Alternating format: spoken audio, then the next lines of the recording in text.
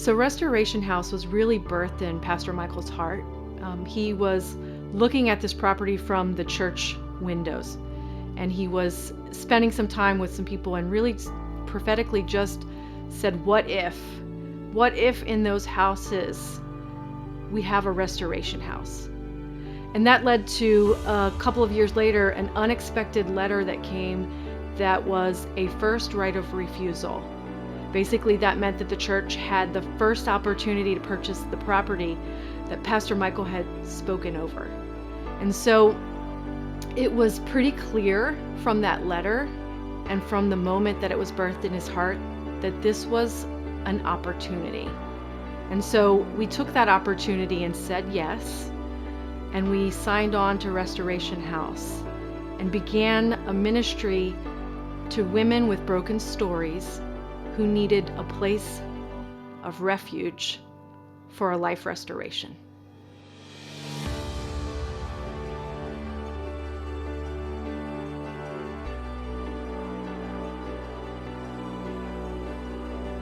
So Restoration House was put on my heart that Sunday morning. Pastor Michael was making the announcement about the whole project, the whole mission.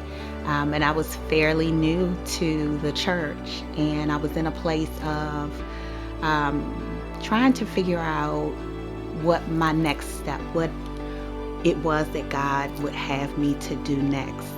I had been comfortable with doing so many different things, and I was in a very still place. But when he began to speak about the Restoration House, the hair on my arms stood up, and I immediately started crying.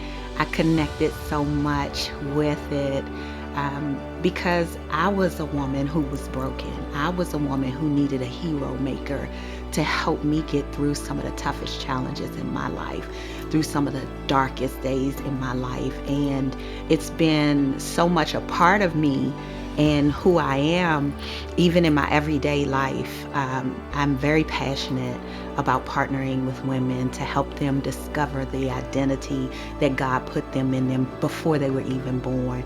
And so to help them draw that beauty from the inside out, I had to be a part of this project.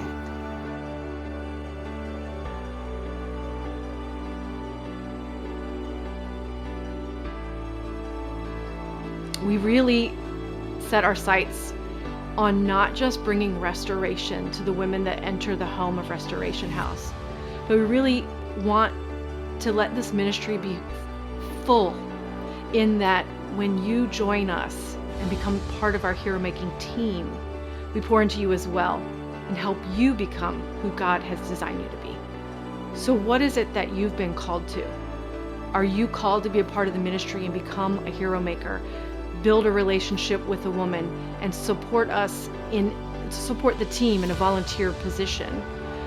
Or are you called to financially support the ministry? Because without generous donations, the movement will not be a movement.